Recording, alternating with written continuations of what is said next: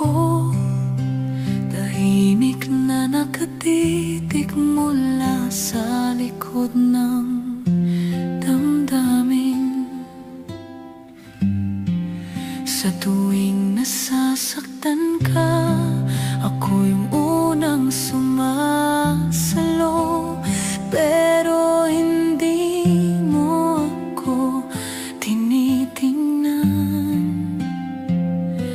Alam ko na ako